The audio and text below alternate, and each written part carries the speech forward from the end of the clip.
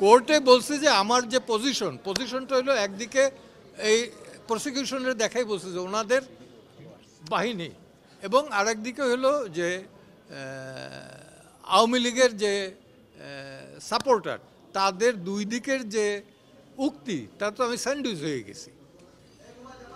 এটা তো বিষয়টা হলো যে আমি প্রথমবার যখন আমি অনুমতি চেয়েছিলাম তখন 1 নম্বর কেস ছিল মাননীয়া শেখ হাসিনার বিরুদ্ধে।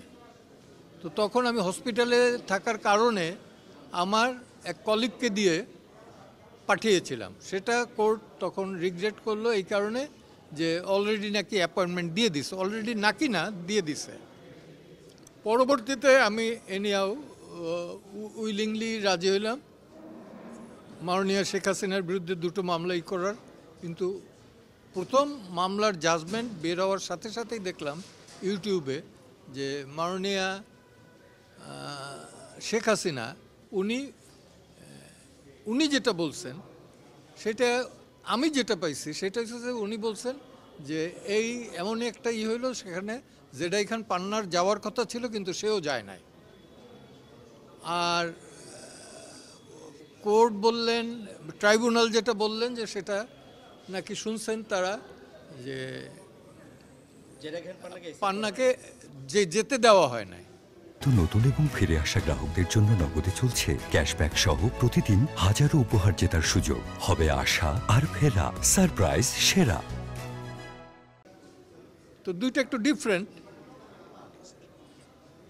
আর দ্বিতীয়ত বলা হলো যে আপনি যে পরবর্তীতে রিগ্রেট করলেন, আমরা রিগ্রেট করছি লেখা আছে সেখানে যে আমার ব্যক্তিগত এবং শারীরিক কারণে আমি মাননীয়া শেখ হাসিনাকে প্রতিনিধিত্ব করব না।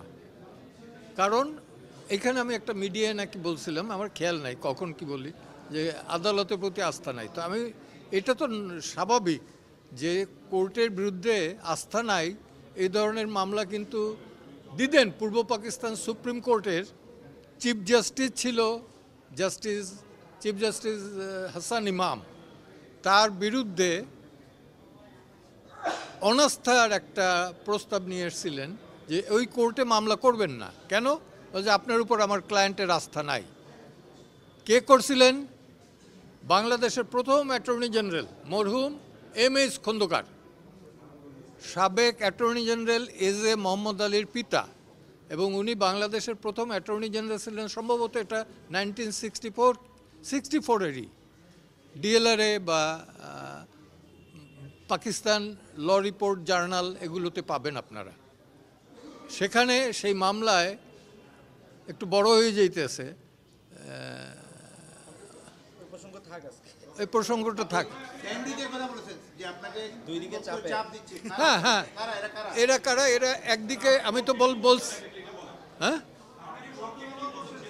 কোর্টে বলছে যে আমার যে পজিশনটা হলো একদিকে এই প্রসিকিউশনের দেখাই বলছে যে ওনাদের বাহিনী এবং আরেকদিকে হলো যে আওয়ামী লীগের যে সাপোর্টার তাদের দুই দিকের যে উক্তি তা তো আমি স্যান্ডউইচ হয়ে গেছি। বারবার তো অবস্থান পরিবর্তন করি না, আরও কয়েকবার বলো, উদাহরণ দাও, বারবার যে বললা। আমার বক্তব্য ট্রাইব্যুনাল কতটুকু, ট্রাইব্যুনাল না টোটাল বিচার ব্যবস্থা এটা কতখানি আস্থায় আছে কি না আছে এর সবচেয়ে বড় সাক্ষী আপনারা তো সমাজের আয়না। আপনারাই বলতে পারবেন যে মানুষ পুলিশ এবং বিচারের দ্বারস্থ কখন হয় এবং হয়ে তারা সন্তুষ্ট কিনা। না না না না, no no no no, this is not the same thing. আদালত কি বলছে এটা আদালতের বিষয়, আদালত যেভাবে বুঝছে। করব, হ্যাঁ হ্যাঁ আসতে চাই না এইখানে